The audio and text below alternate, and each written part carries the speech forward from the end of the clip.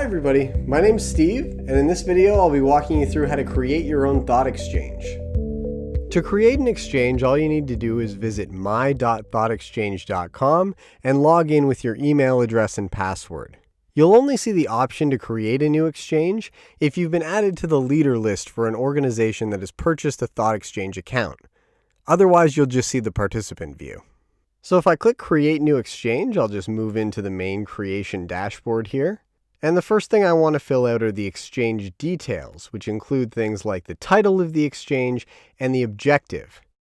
The objective is just what you're hoping to achieve through the exchange, and you can choose that from a drop-down menu here, or you can click Custom to type in your own. Below the exchange objective, you have the option to add a custom exchange leader name. So by default, your name, the name that you put on your account when you log in, will appear on the exchange.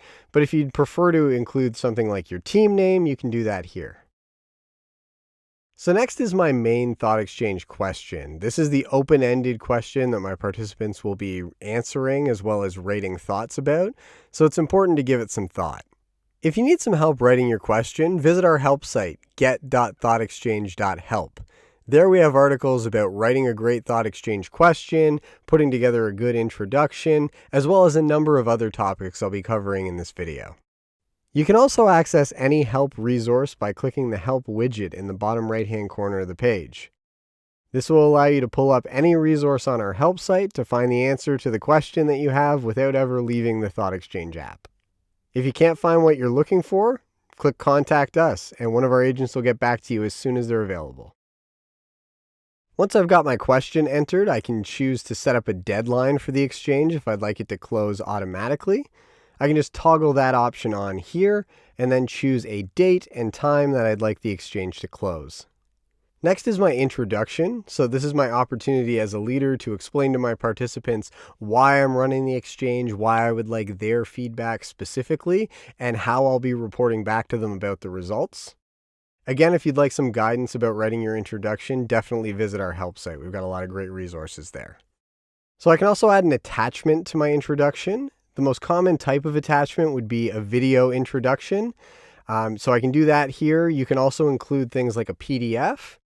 And once you've got that attached, if you'd like it to appear before your introduction text, you can toggle that option on in the bottom right here, Show Attachment First.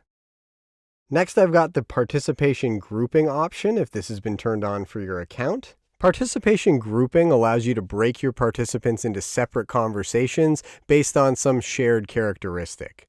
So for example, if you've got people working in different locations or working in different fields, and you'd only like them to see and rate thoughts from other people in a similar context, you can set those groups up here. And finally, you have the option to add survey questions to your exchange. You can add up to 10 close-ended survey questions to your exchange, and these are used to help you analyze the data at the end of things. So if you'd like to dig in about what thoughts were rated highest by a particular group, you can set those groups up here. Something to keep in mind is that survey questions are mandatory for your participants to respond to, so only include ones that are going to be helpful in analyzing your data.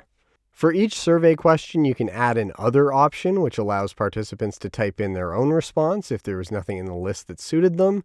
And you can also toggle on Multi-Select Answers if you'd like participants to be able to choose more than one response. Once you're finished entering the exchange details, you can scroll back to the top of the page and click Exchange Options to move into the Settings menu. Exchange options include things like support for additional languages. ThoughtExchange fully supports French and Spanish, but if you have participants that need to participate in other languages, you can do that through Google Translate by toggling the option on right here. Something to note around languages is if I choose French or Spanish and then come back to my main exchange creation page here, I'll have to fill in my exchange details in French. Next, we have moderation. By default, all the moderation settings are toggled to off, but you're welcome to come in here and turn on the ones that make the most sense for you as a leader and make the most sense for this particular exchange. Again, if you'd like to learn more about moderation, you can check out the articles on our help site, get.thoughtexchange.help. You can get directly to a moderation help article by clicking the Need Help button here, and you can learn a little bit more about each option by clicking the question mark next to it. Finally, I'll just choose if I want to require my participants to log in with an email address and password to participate in the exchange.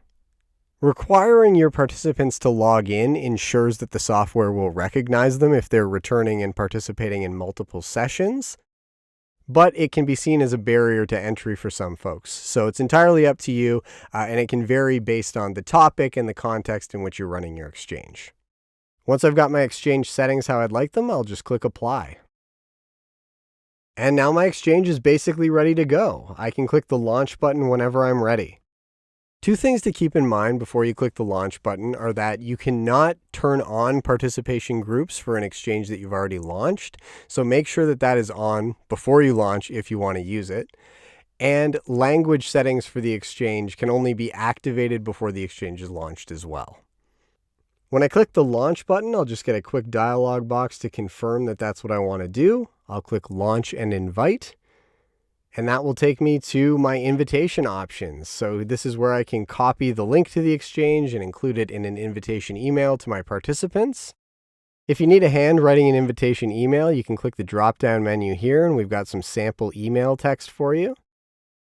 And you can also send out the exchange code if you like. That's just a 9-digit number associated with your exchange that participants will enter at tejoin.com.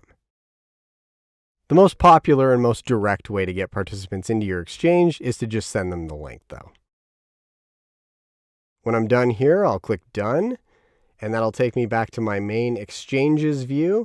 And now in the Active tab, I can see the exchange I've just created.